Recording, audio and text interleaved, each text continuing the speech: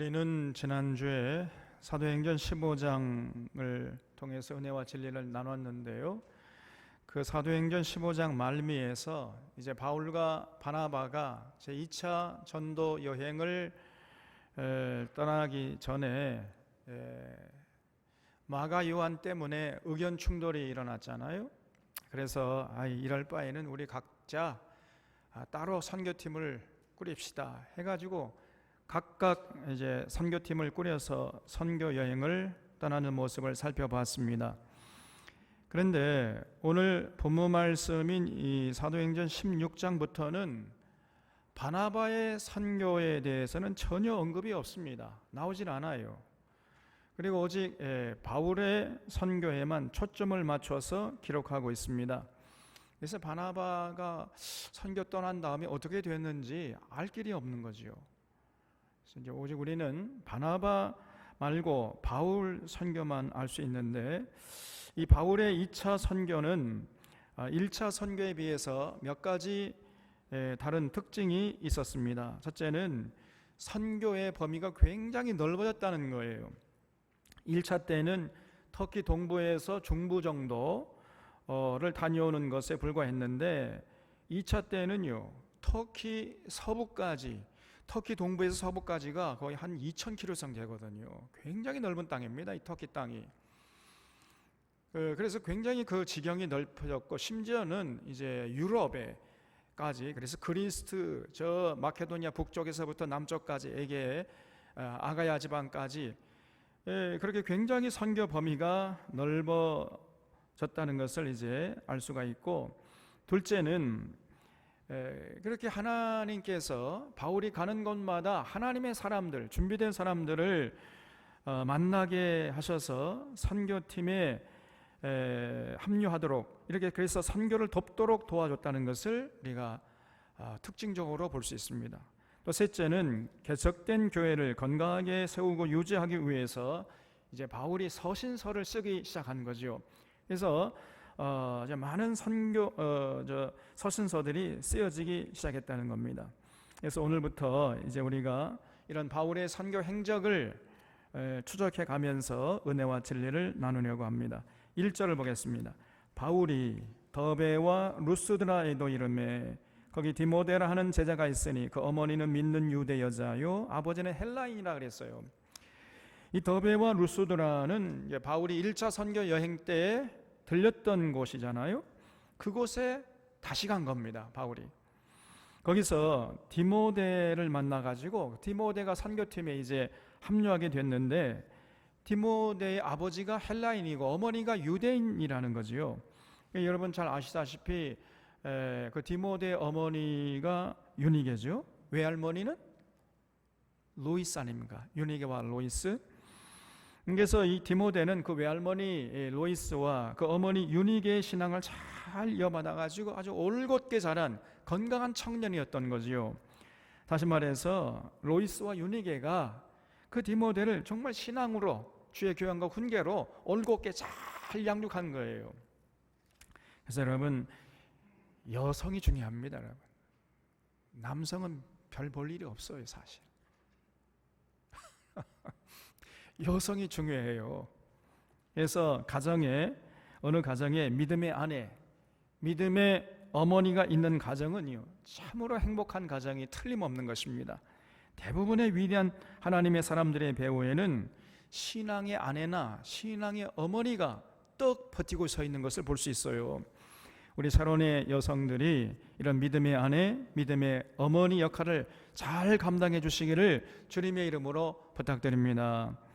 그래서 하나님의 사람들이 지속적으로 일어나는 가정, 자손만대로 하나님의 뜻을 이뤄가고 하나님 주시는 복을 누리는 신앙의 명문 가문을 세워나갈 수 있기를 바랍니다.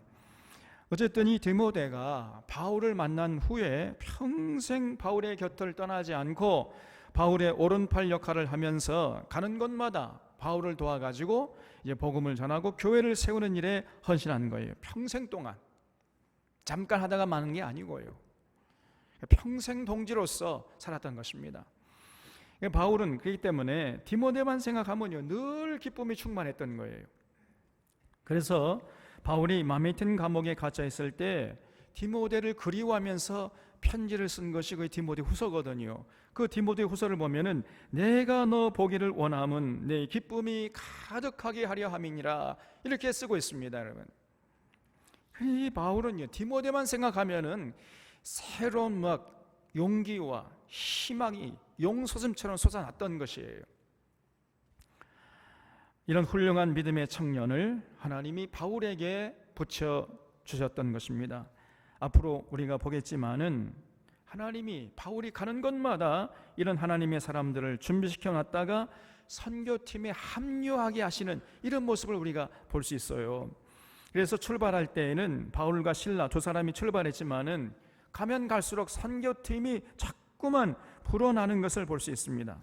여러분, 우리가 하나님의 뜻을 받들어 살려고만 하면은요, 하나님께서 이 모양 저 모양으로 우리를 인도하시고 그리고 하나님의 사람들을 만나게 하신다는 것을 굳게 믿으시길 바랍니다.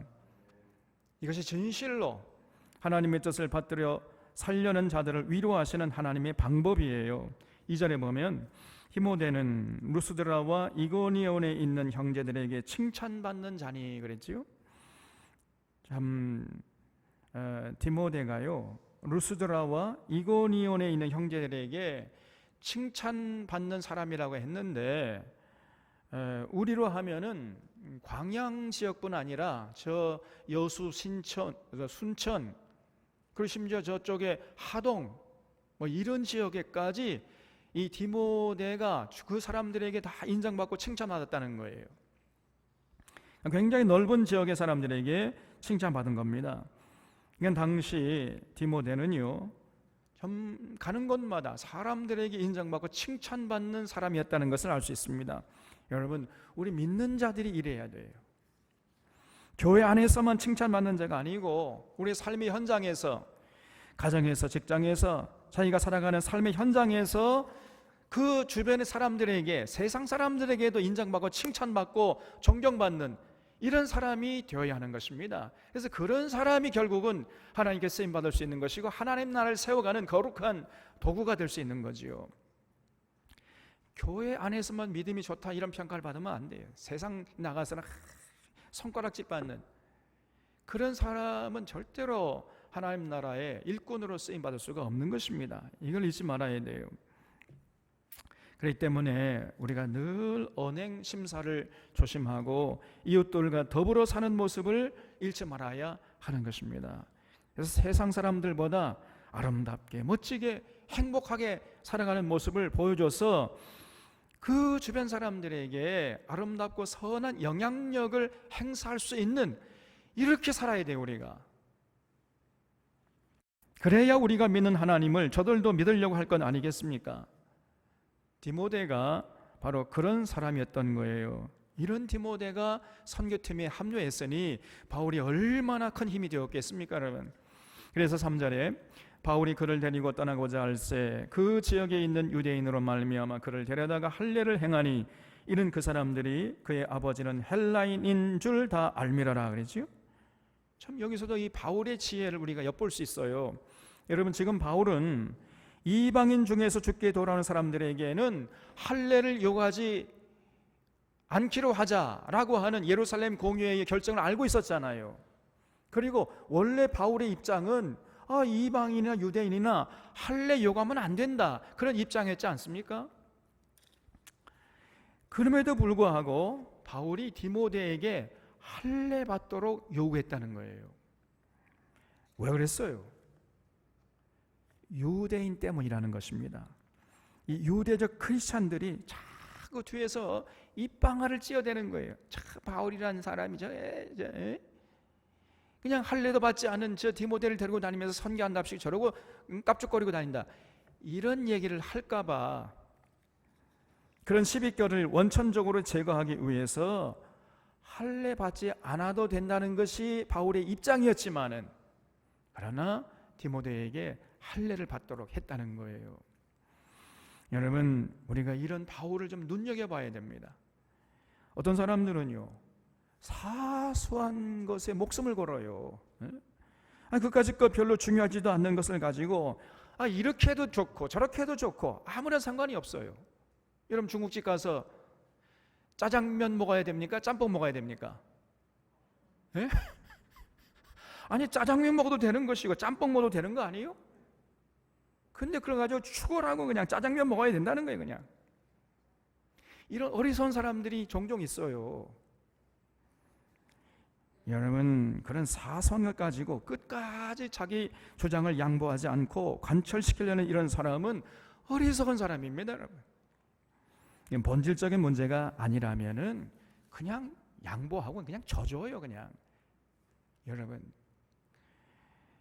그래도요, 그 전혀 그게 부끄러운 게 아니고 체면 깎이는 일도 아니에요. 뭐 그런 거 가지고 목숨 걸 필요가 없는 것입니다. 지는 것이 이기는 거예요.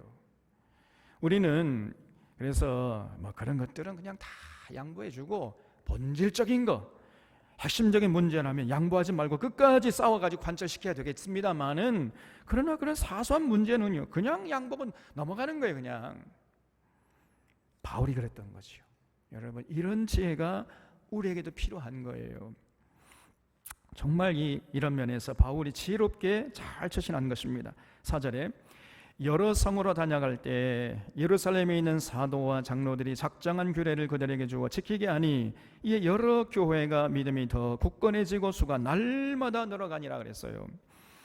바울이 1차 선교 때 복음을 전한 동네마다 다시 가서 예루살렘 공의회의 결정을 알려줬다는 거지요. 여러분, 예수님의 은혜로 구원받는 것입니다. 할례 필요 없습니다. 그래서 할례를 요구하지 않겠지만은 그렇다고 제 멋대로 살아가는 얘기는 아닙니다. 이렇게 하면서 예루살렘 공회가 정한 규례를 지켜야 함을 가르쳤던 거예요. 이렇게 해서 교회를 건강하게 구별되게 거룩하게 세워갔던 것입니다. 여러분, 오늘 우리도 마찬가지예요. 우리가 예수님의 십자가의 은혜로 구원받고 하나님의 자녀가 되었잖아요. 이제 죄에 얽매인 자들이 아니고 죄에서 자유함을 얻은 자들이 된 것입니다. 그래서 우리는 이 하나님이 주신 이 자유를 방종으로 흐르지 않도록 해야 할 책임이 있다는 사실을 언제까지나 잊지 말아야 됩니다.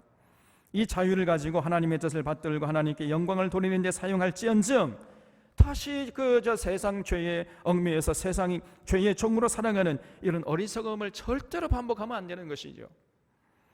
모든 믿는 자들은 이제 하나님과 언약을 체결한 언약 백성이 되었다는 사실, 이것이 믿음 생활이라는 사실을 잊지 마셔야 돼요. 그걸 인정하고 그 언약을 지키면서 구별되게 사는데 최선을 다해야 하는 것입니다. 세상 사람들은요, 하나님 사랑하지 않고 이웃 사랑하지 않죠. 여러분, 언약의 핵심 하나님 사랑과 이웃 사랑 아닙니까? 세상 사람들은요 절대로 하나님 사랑하지 않고요 이웃 사랑하지 않고 그저 자기만 위해서 자기 사랑하며 살아가요. 근데 우리 믿는 사람들은 하나님 사랑하고 이웃을 내 몸과 같이 그렇게 사랑하면서 살아가는 것입니다. 이것이 우리를 행복하게 하는 것이고 하나님의 거룩한 도구로 살게 하는 비결임을 잊지 말아야 하는 거예요.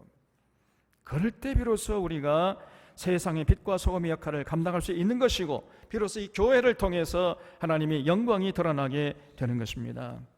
6절에 성령이 아시아에서 말씀을 전하지 못하게 하시거늘 그들이 부르기아와 갈라디아 땅으로 다녀가 무시아 앞에 이르러 비두니아로 가고자 애쓰되 예수의 영이 허락지 아니하느니라. 그러니까 예수의 영이라면 성령님이죠.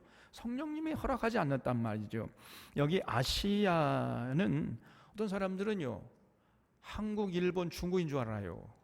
근데 아시아가 그런 말이 아니고 아스이아의 합성어라 그랬죠. 그래서 이아라는 말은요 땅이란 말입니다. 땅. 그래서 여기 나오는 지명 끝에 전부 이아가 붙어 있어요. 부르기아, 갈라디아, 무시아, 비두니아 전부 이아가 붙어 있지요. 그래서 이아라는 말은 땅이란 말이에요.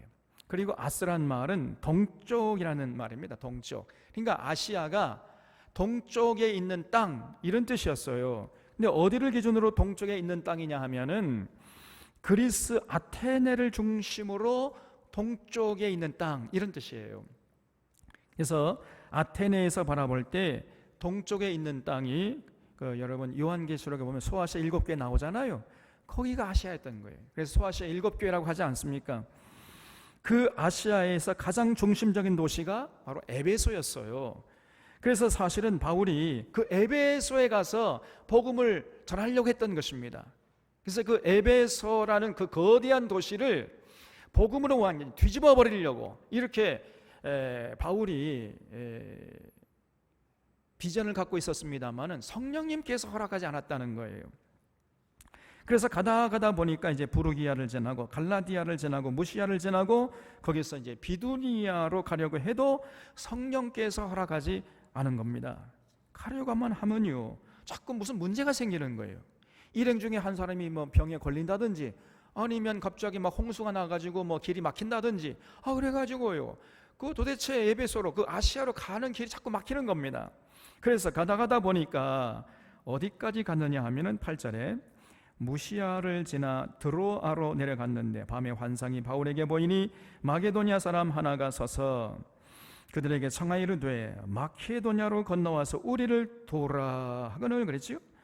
그러니까 드로아에 도착해서 이제 바울이 밤에 잠을 자다가 꿈을 꿨는데 어떤 마케도니아 청년이 나타나더니요 이리 건너와서 우리를 도와주시오 이런 소리를 듣고 이제 꿈에서 깬 거지요. 그래서 10절에 바울이 그 환상을 봤을 때 우리가 곧 마게도냐로 떠나기를 힘쓰니 이는 하나님이 저 사람들에게 복음을 전하라고 우리를 부르신 줄로 인정함이라라 그랬어요. 성령님께서 우리를 유럽으로 가서 복음을 전하라고 하시는구나 이렇게 인정하고 마케도냐로 떠났다는 거예요. 거기 우리를 부르신 줄로 인정함이라라 줄 쳐주세요. 여기서 우리가 반드시 살피고 넘어가야 할 두 가지 중요한 교훈이 있습니다. 첫째는요, 여러분 이 사도행전을 누가 썼다고 그랬지요? 제가 물으면 무조건 누가라고 하면 정답이라 그랬지요. 누가가 썼잖아요. 근데 누가가 여기서부터 우리라는 단어를 쓰기 시작해요. 우리라는 단어가 이 사도행전 16장에서부터 나오는 겁니다. 그러면 우리라는 말 속에는 누구가 포함되어 있겠어요? 네? 바울과 실라와 디모데와 또 누가가 포함되어 있겠지요? 그렇습니다, 여러분. 여기에 그냥 드로아에서 누가가 선교팀에 합류한 거예요. 다시 말하면 누가가 드로아에서 바울을 만나가지고 예수님을 영접한 것입니다. 그래야 선교팀에 합류하게 된 것이죠. 그러면 바울이 누가를 어떻게 만났을까요? 여러분, 바울은 늘 건강이 좋지 못했어요. 그 갈라디아서를 보면 바울이 갈라디아 교인들에게 편지하기를 너희를 시험하는 것이 내 육체에 있으되 이것을 너희가 업신여기지도 아니하며 버리지도 아니하고 오직 나를 하나님의 천사와 같이 또는 그리스도 예수와 같이 영접하였도다 이렇게 쓰고 있거든요. 그러니까 갈라디아 교인들이 볼 때 바울을 보면서 바울을 보기만 하면은 시험에 빠지게 할 그런 어떤 육체적인 질병이 있었다는 것을 알 수 있어요. 그것이 무엇이었느냐 하면은 이 성경학자들이 한 세 가지 정도를 지적하고 있습니다. 첫째는 바울에게 안질이 있었다는 거예요. 안질. 다메섹에서 부활하신 예수님을 만나 뵐 때에 하늘에서 큰 빛을 보고 바울이 눈이 먼 적 있잖아요.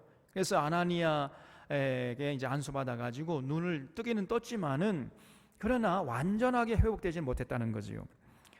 그래서 갈라디아에서 보면은요, 너희가 할 수만 있었더라면 너희의 눈이라도 빼어서 나에게 주었으리라. 또 이런 구절도 나오는 거거든요. 그래서 이런 여러 정황을 감안해 볼 때 바울에게 안질이 있었을 것이다. 이렇게 이제 주장을 하는 겁니다. 두 번째는 간질이 있었을 것이라는 거예요. 간질. 여러분, 안질 정도 가지고 사람들이 시험에 빠지지는 않잖아요. 여러분, 제가 뭐 눈이 좀 나쁘다고 여러분 시험 빠집니까? 혹시 시험에 빠질 사람이 있을지 모르겠네. 걱정인데 큰일 났네. 근데 안질 정도 가지고는 사람이 시험에 안 빠져요. 그렇잖아요? 그래서 바울이 간질이었을 것이다. 이렇게 추측하는 겁니다. 아니, 사도라는 사람이 갑자기 복음을 전하다 말고 입에 거품을 물고 쓰러져 가지고 눈을 뒤집어 까고 그냥 온몸 막 뒤틀어봐요. 그런 사람이 전하는 복음을 누가 받아들이겠습니까, 여러분? 그래서 바울도 자기 지병을 가지고 하나님께 기도하기를 내 육체의 가시를 좀 빼주십시오 이렇게 기도했어요. 자기의 지병을 육체의 가시라고 표현한 겁니다. 그런 표현을 볼 때 간질의 가능성이 있다는 것이고, 세 번째는 바울이 하도 이것저것을 다니면서 복음을 전하다 보니까 어떤 풍토병에 걸렸을 것이다 이렇게 보는 거예요. 그래서 이 세 가지 중에 한 가지일 가능성도 있고 세 가지 다일 가능성도 있는 것이죠. 어쨌든 이 바울이 자신의 병을 고쳐달라고 하나님께 기도했어요. 하나님, 제가 사도가 되어가지고 복음을 전하러 다니는데 이런 몸을 가지고 복음을 전하면 누가 이 복음을 받아주겠습니까? 그러니 제 육체의 가시를 좀 빼주시옵소서. 이렇게 3번씩이나 기도했다고 그러잖아요. 그런데 하나님의 응답이 뭐였죠? 내 은혜가 내게 족하도다. 이런 음성을 듣고 바울이 다시는 자신의 육체의 가시를 놓고 기도하지 않았어요. 평생 그러니까 바울은 그 지병을 안고 그럼에도 불구하고 이것저것 다니면서 복음을 전했던 것입니다. 정말 바울이 대단한 사람이에요. 그래서 늘 바울은요 병을 달고 산 거예요. 그냥 이렇게 불치의 병을 안고 살면서도 가는 곳마다 복음을 전해서 교회를 세웠는데, 그래서 이 바울이 이제 드로아에 갔을 때에도 몸이 좀 불편해가지고 그 지역에 있는 의사를 찾아보니까 사람들이 전부 누가를 추천해요. 누가라는 사람이 정말 아주 명입니다. 그래서 누가를 찾아가는 거지요. 그래서 누가가 의사였거든요. 누가가 바울의 병사를 좀 누그러뜨려 주었고, 바울은 그 은혜가 너무 고마워가지고 이제 구약 성경을 풀어가면서 누가에게 복음을 전해준 겁니다. 우주 만물을 창조하신 여호와 하나님께서 이스라엘 백성들을 출애굽시켜 가지고 가나안 땅에 정착시켰는데, 그만 이스라엘 백성들이 하나님과 맺은 언약을 지키지 않아가지고 하나님의 저주를 받아서 고통을 당하다가, 그럴 때마다 하나님이 또 불쌍히 여겨가지고 예언자를 보내셔서 언젠가 메시아를 보내주시겠다 이렇게 약속을 했는데, 그래서 그 메시아를 통해서 온 백성들을 다 내게로 돌아오게 이제 하겠다고 예언을 해 놓으셨는데, 그 예언이 예수님을 통해서 성취됐다는 거예요. 그 예언대로 예수님께서 이 땅에 메시아로 오셨습니다. 이렇게 이제 복음을 전해준 거예요. 창세기부터 시작해가지고 출애굽기, 레위기, 민수기, 신명기를 거쳐서 여호수아, 사사기, 사무엘, 상하, 열왕기, 상하, 예언서까지 이렇게 구약 성경을 가지고 자세히 말씀을 풀어주었는데, 이 누가가 이방인이었거든요. 유대인이 아니었습니다. 그럼에도 불구하고 누가가 그 구약 성경을 잘 귀를 쫑긋 세워가지고 들은 거예요. 이 누가가 이 지성인이기 때문에 이 머리가 스마트하거든요. 딱 들으면 야, 이게 진짜구나, 이게 거짓이구나, 이거 분별할 수 있는 그런 안목이 있었어요. 이 누가가. 사람이 인격이 훌륭하고 이 정신이 맑으면요, 하나님의 말씀을 제대로 전해주잖아요. 그냥 이해합니다. 그냥 받아들이는 거예요, 이게. 그래서 누가가 귀를 쫑긋 세워 듣다가 예수님을 영접한 거지요. 이렇게 바울과 누가가 역사적인 만남을 통해 가지고 평생 동지가 되어서 평생 같이 동행하면서 이제 하나님 나라를 이 땅에 세우는데 헌신했던 것입니다. 이런 누가의 됨됨이를 우리가 알 수 있는 그 방법이 있는데요, 그것은 이제 누가복음과 사도행전을 보면은 누가가 얼마나 훌륭한 인격의 소유자인지를 우리가 알 수 있어요. 누가는 항상 가난한 자들, 병든 자들, 약한 자들, 소외된 자들, 이런 자들에게 각별한 애정을 갖고 있음을 금방 알 수 있습니다, 여러분. 그래서 누가가 정말로 인수를 베풀 수 있는 훌륭한 인격과 심성을 가진 아름다운 사람이었던 거예요. 하나님께서 이런 아름다운 인격의 소유자를 바울의 육체의 연약함을 통해서 만나게 하셔가지고 선교팀에 합류하도록 이렇게 도와주신 겁니다. 그래서 아까도 말씀드렸지만은 아름다운 사람과의 만남은 이거 결코 우리가 힘으로 되는 것도 아니고 능으로 되는 게 아니에요. 하나님의 신으로 되는 것입니다. 하나님이 붙여주셔야 돼요. 예수님께서 말씀하시기를 그런즉 너희는 먼저 그의 나라와 그의 의를 구하라. 그리하면 이 모든 것을 너희에게 더해 주시라 그랬지요. 이 모든 것 안에 하나님의 사람을 붙여준다는 그 말이 담겨 있는 것이에요. 우리가 하나님의 뜻대로 살려고 하면은요, 하나님께서 사람이 필요하면 사람을 붙여주시고 물질이 필요하면 물질도 보내주시고 그런 줄 믿으시길 바랍니다, 여러분. 그래서 늘 우리가 가장 먼저 우리가 준비할 게 뭐냐? 과연 나는 하나님의 뜻을 받들려고 하는가? 하나님의 뜻을 받들어 살려고 하는 의지와 열정이 내게 있는가 없는가? 이걸 살펴봐야 하는 거예요. 언제나 이 질문 앞에 우리가 서야 하는 것입니다. 그래서 하나님의 뜻을 받드는 모습을 잃지 않기만 하면은 나머지 문제는요 아무것도 아니에요. 하나님께서 다 해결해 주세요, 그냥.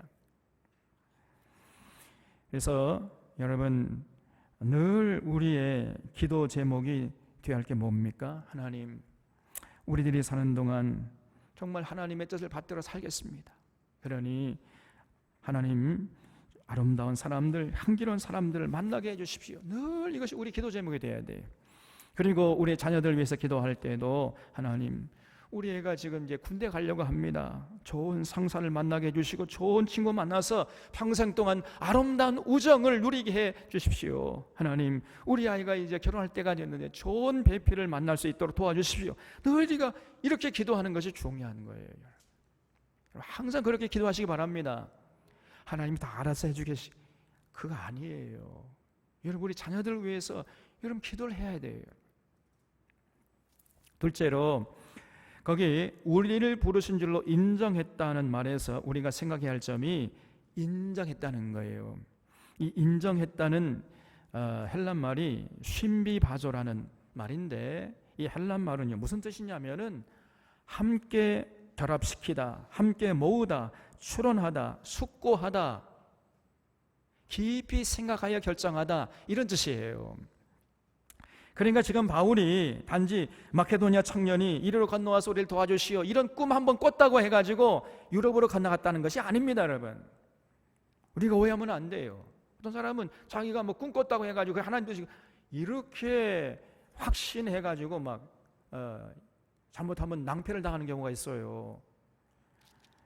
지금 바울은 단지 그런 꿈 꿨다고 하나님의 뜻으로 확신하고 유럽으로 건너간 것이 아니고, 이 되어가는 모든 상황과 여건을 종합적으로 고려한 끝에 하나님이 우리를 유럽으로 건너가서 복음을 전하라고 하시는구나, 이렇게 결정했다는 거예요. 여러 가지 상황과 환경과 여건, 그 정황을 고려한 끝에 결정한 것입니다. 그걸 하나님이 우리를 유럽으로 가라는 것이구나, 이렇게 하나님의 뜻을 확신하고 유럽으로 건너간 거예요. 아무리 아시아로 가려고 해도 자꾸 길이 막혔잖아요. 그런 상황과 정황을 두루 고려하면서 하나님의 뜻으로 이제 확신하고 유럽으로 건너간 것입니다. 여러분, 우리가 오늘 이 시대에 어떻게 하나님의 뜻을 알고 확신할 수 있겠어요? 이것이 하나님의 뜻이다, 이거 확신하면 우리가 목숨을 걸고 할 수 있잖아요. 근데 문제는 그것이 과연 정말로 하나님의 뜻인가 아닌가, 이걸 확신하기가 참 어려워요. 우리가 어떻게 하면 하나님의 뜻을 확신할 수 있겠습니까? 한 3가지 방법 정도 우리가 생각할 수 있어요. 첫째는 성경을 통해서 우리는 확신할 수 있어요. 성경이 가르치는 진리에 부합된다면 그러면 그것은 하나님의 뜻이죠. 그리고 또 고민하다가 하나님의 사람들, 정말 신실하고 진실한 하나님의 사람들과 함께 그 문제를 놓고 같이 기도하고 같이 지혜를 모아가지고 결정하면 그것은 하나님의 뜻이라고 확신할 수 있습니다.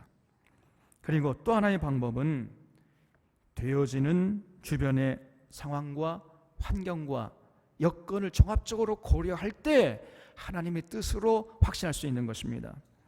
그래서 우리의 주변의 상황과 여건을 면밀히 살펴보면요, 거기에서 하나님의 뜻이 확연하게 드러나는 것이에요.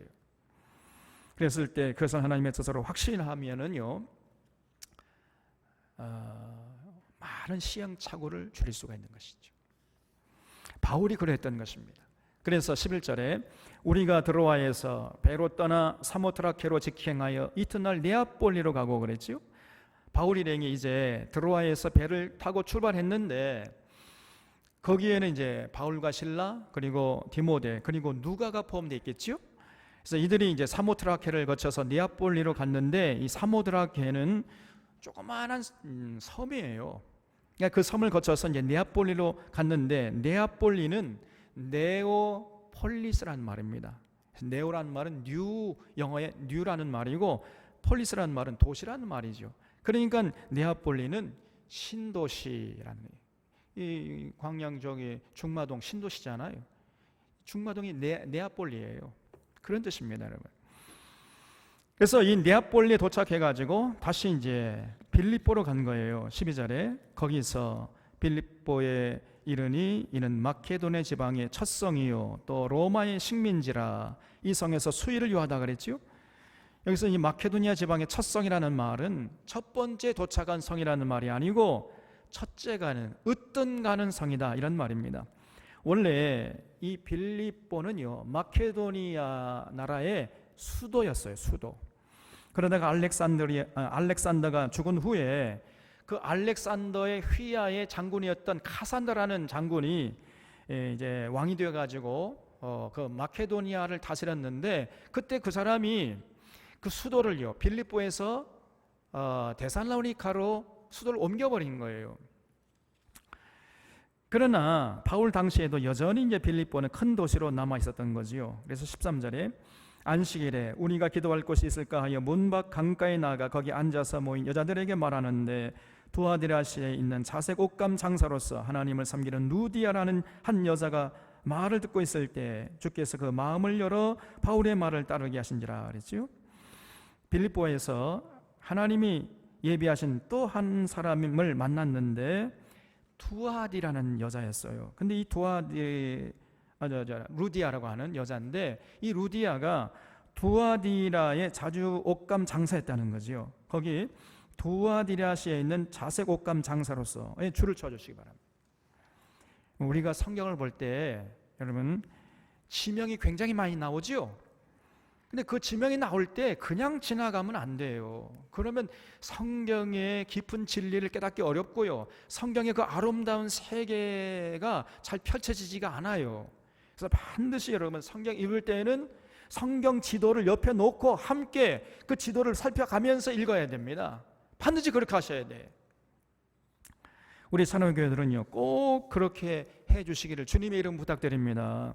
그래서 제가요 행정실에다가 좋은 지도책을 구입해서 비치해 놓을 테니까, 그래서 여러분 일반 시중에 가서 사면은 좀 이제 일반 서점에 가서 사온 그 가격으로 파는 게 아니고 보다 더 싸게, 훨씬 싸게 행정실에다 갖다 놓을 테니까 여러분 구입하세요.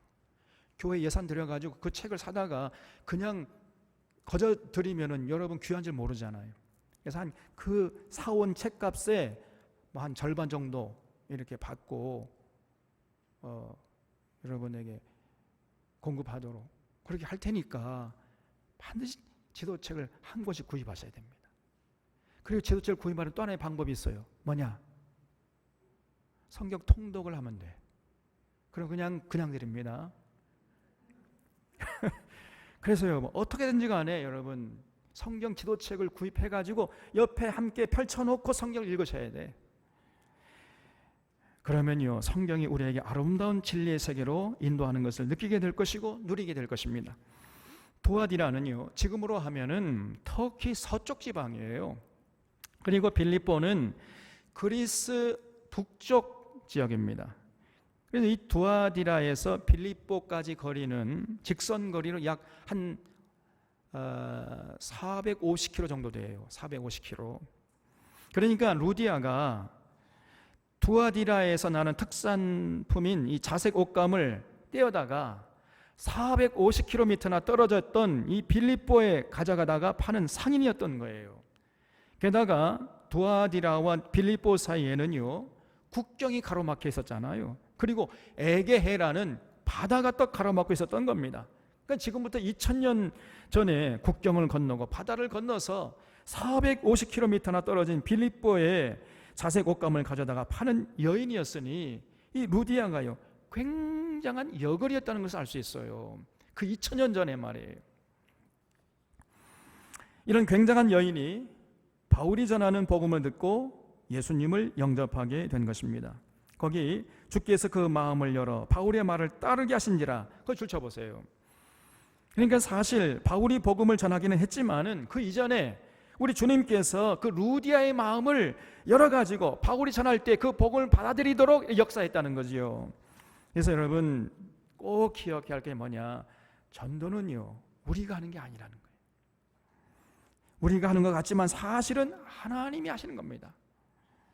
그래서 우리가 복음을 전하러 가기 전에 항상 기도하고 가야죠. 하나님, 제가 오늘 아무개를 만나러 가는데 그때 그가 마음을 열어서 복음의 비밀을 깨닫게 해주시옵소서. 늘 이렇게 기도하는 것이 중요해요. 그리고 와서 담대하게 복음을 전하는 것이죠. 이렇게 전도는요 하나님과 우리가 함께 하는 거예요. 함께. 우리 혼자 하는 게 아니라는 것을 잊지 마시기를 바랍니다. 저도 항상 이 강대상에 올라올 때나 아니면 성경 강조할 때 늘 기도하는 게 바로 이거예요. 하나님, 이 부족한 것의 자취는 감춰주시고 저를 하나님의 거룩한 도구로 사용하여 주십시오.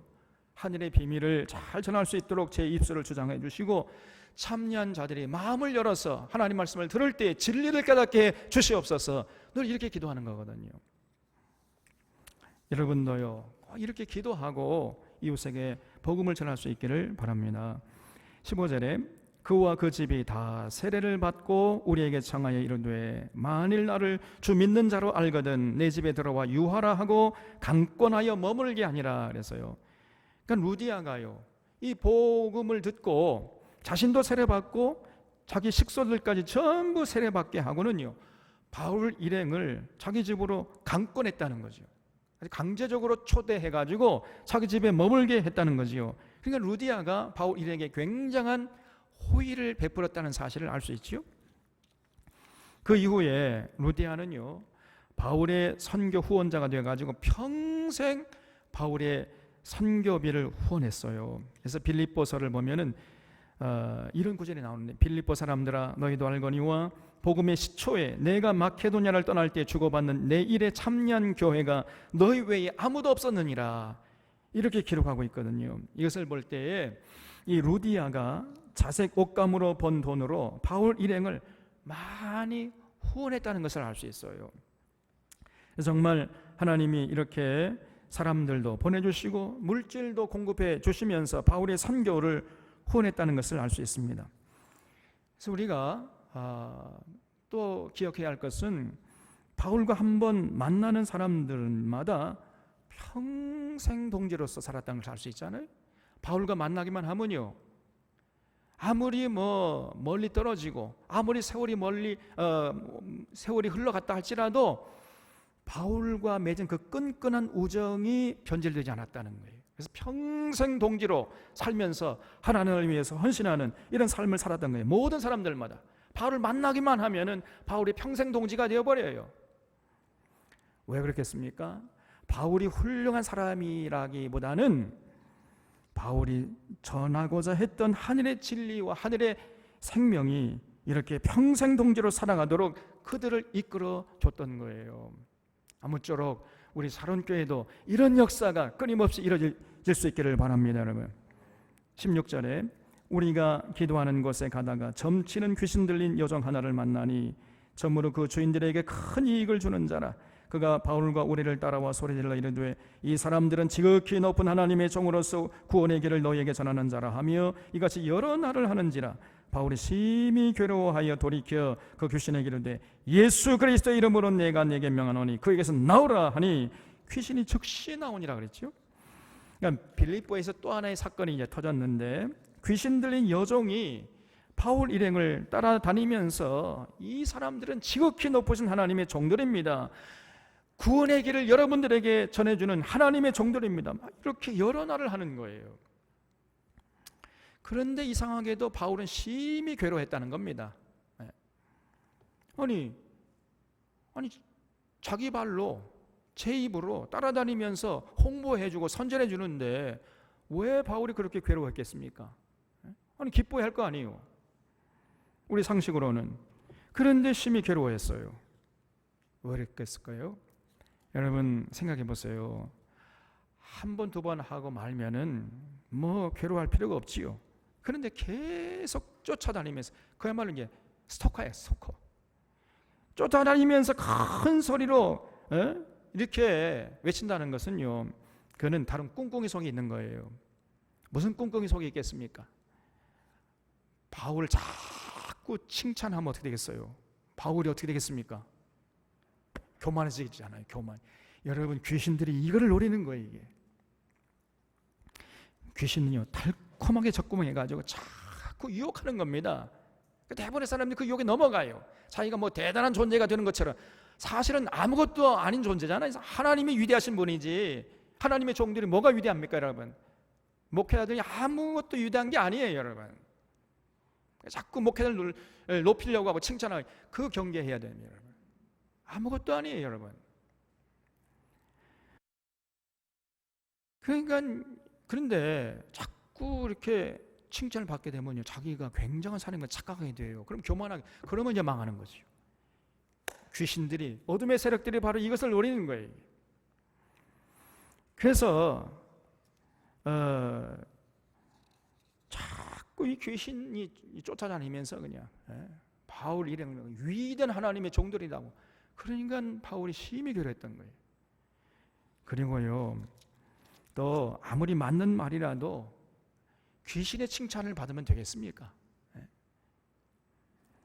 그럼 곤란하잖아요. 하나님의 사도가, 그러면 하나님의 사도가 귀신과 동역하는 꼴이 되는 것인데, 그러면 되겠습니까?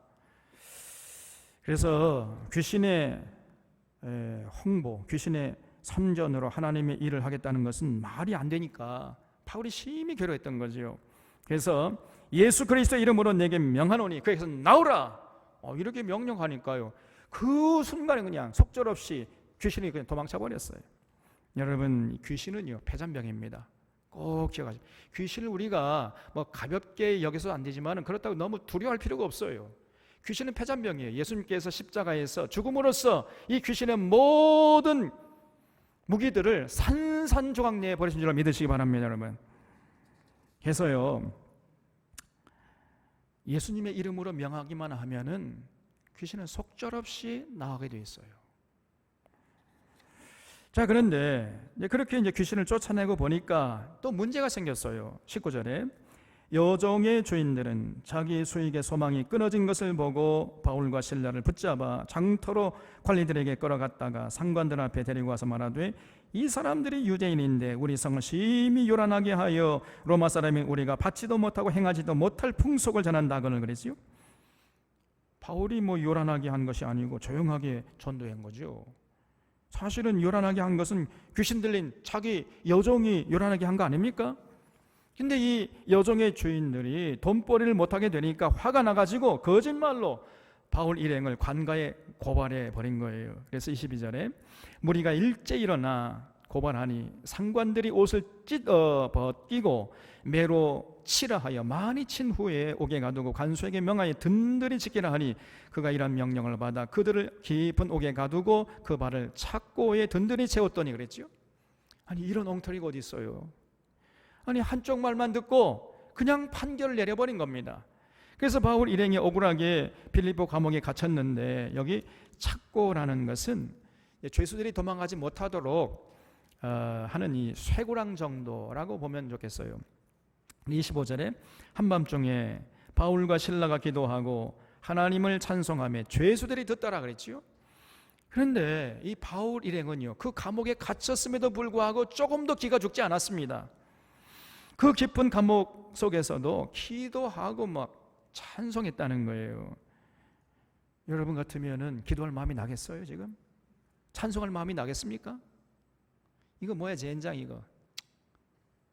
이게 속이 상하게가지고 너무 억울하고 그냥 분통 터져가 죽겠다 막 이렇게 나올 거 아닙니까? 그런데 바울의 행은 기도하고 찬송했다는 거예요. 놀랍지 않습니까, 여러분? 우리가요 이 정도 돼야 됩니다. 우리 믿음의 수준이 조금 손해 나고 조금 억울한 일 만난다 해가지고 낙심하고 코가 석자나 빠져가지고 그냥 죽겠어 살겠다 막, 그런 믿음이라고 할 수가 없어요. 여러분, 세상 사람들은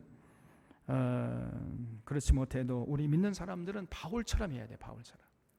그래서 바울은 언제나 강조하기를 범사에 감사를, 항상 기뻐하라, 범사에 감사하라 그랬잖아요.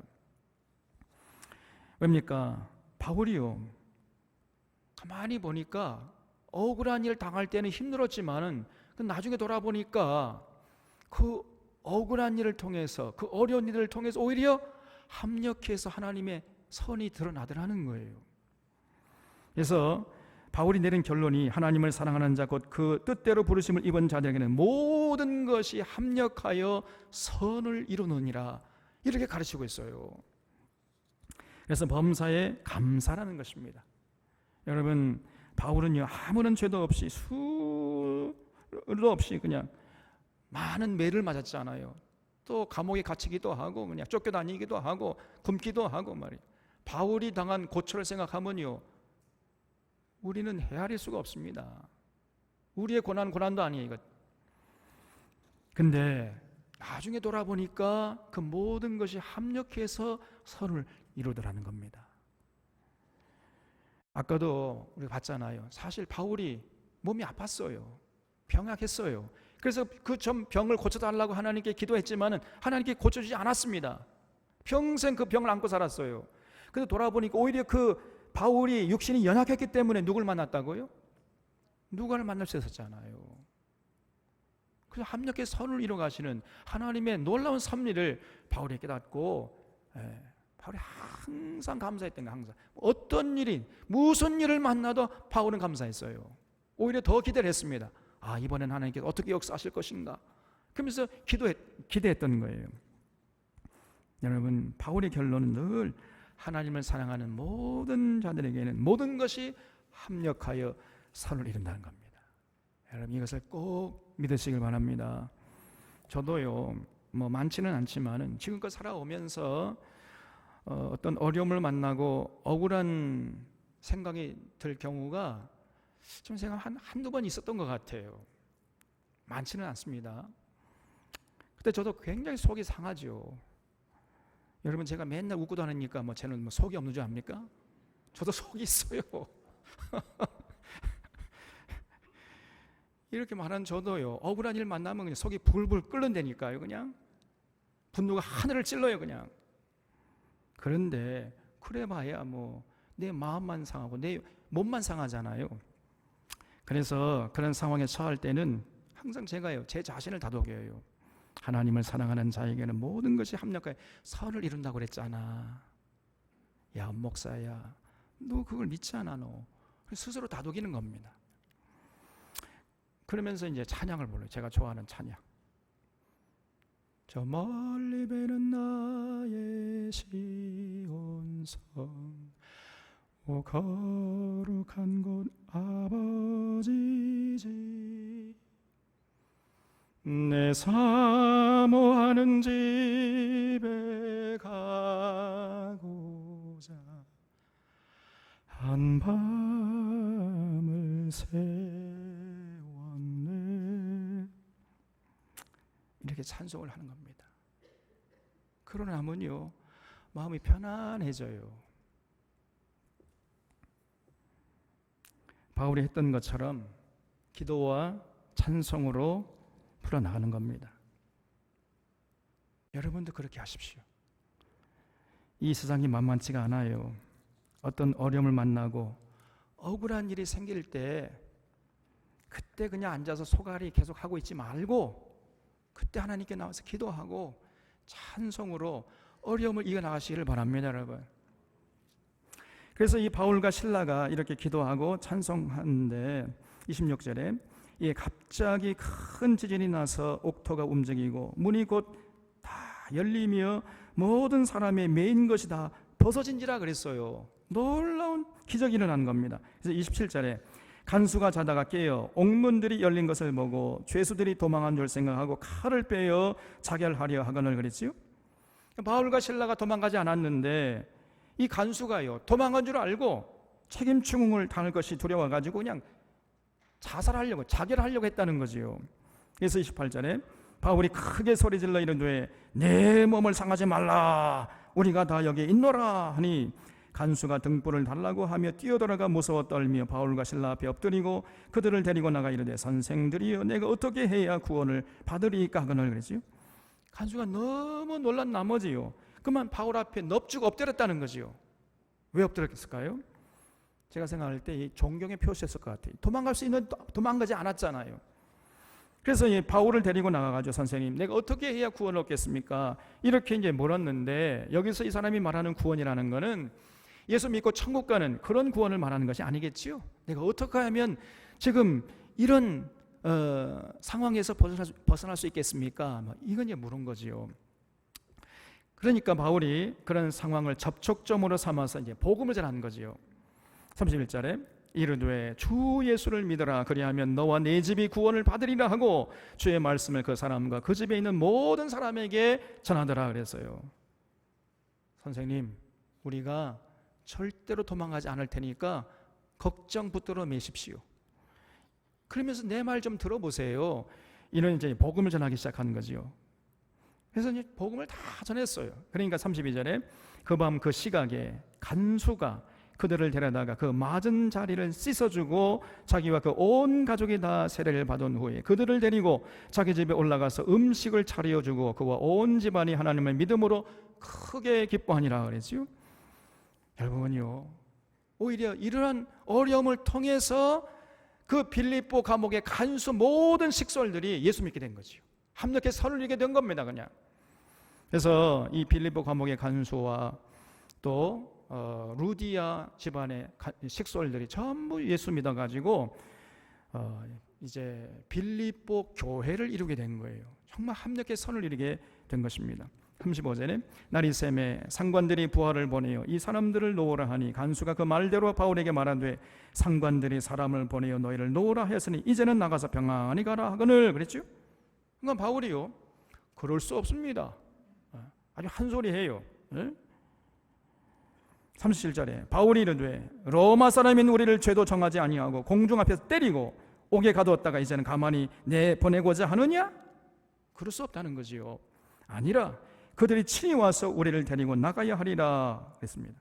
그러니까 죄 없는 로마 사람들인 우리를, 로마 시민권자인 우리를 그냥 한쪽만 말 듣고 그냥 우리를 때리고 말이에요. 감옥에 가뒀는데 사죄한다는 이런 방법의 말도 없이 나가라고 하느냐? 우리 못 나가겠다는 거예요.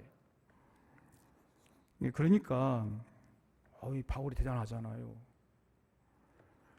부하들이 이 말을 상관들에게 보고하니 그들이 로마 사람이라 하는 말을 듣고 두려워하여 와서 권하여 데리고 나가 그 성에서 떠나기를 청하니 두 사람이 옥에서 나와 루디아의 집에 들어가서 형제들을 만나보고 위로하고 가니라 그랬어요.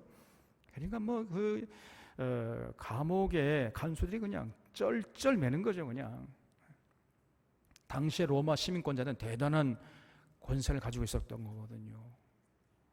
오늘날 하면요, 세계 최고의 나라가 지금 강력한 나라가 어느 나라죠? 미국의 시민권자나 마찬가지. 이런 미국 시민권자들은요, 우리나라가 함부로 재판도 못합니다, 여러분. 소파 규정이 있어가지고 미국 군인들이 우리 이 땅에서 뭘 잘못해도 우리가 재판할 수가 없어요, 여러분. 우리 약소국이니까. 그런 소파 규정을 빨리 고쳐야 되는데 그걸 고치지 못하는 거예요. 지금 정치인들이 다 뭐 하고 있는지 말이에요. 그 전시작전권도 아직도 회수하지 못하고 있고 말이에요. 똥별들이 다 어디 갔습니까, 여러분? 그래서 어떤 슬슬 기어 와가지고 그냥 바울에게 잘못했다고 제발 좀 나가주십시오, 막 이래가지고 나간 거예요. 그래서 결국은 이제 루디아의 가정에 가가지고 그들을 위로했다 말이죠. 그래서 루디아의 식솔들하고 빌립보 감옥의 간수 식솔들이 이제 주동이 되어가지고 드디어 이제 빌립보 교회가 세워졌던 거예요. 그리고 이들이 바울의 선교에 적극적으로 동참해서 하나님 나라를 함께 세워가는 이런 역사를 하나님께서 하신 것입니다. 이처럼 이제 바울 일행이 가는 곳마다 하나님의 사람들을 준비시켜서 만나게 하시고 그리고 합력해서 선을 이루도록 역사하셔서 복음이 전 세계로 퍼져나가도록 강력하게 하나님이 일하셨던 겁니다. 우리 사론의 교우들이 이런 하나님이 오늘에도 우리와 함께 하심을 믿고 더욱 하나님 사랑하고 하나님 나라와 그의 의를 행하는 데 최선을 다하는 자들이 되어주시기를 바랍니다. 그래서 날마다 주님과 동행하면서 천국을 맛보고 그 천국을 전하는 그런 복된 인생들 다 되시기를 바랍니다.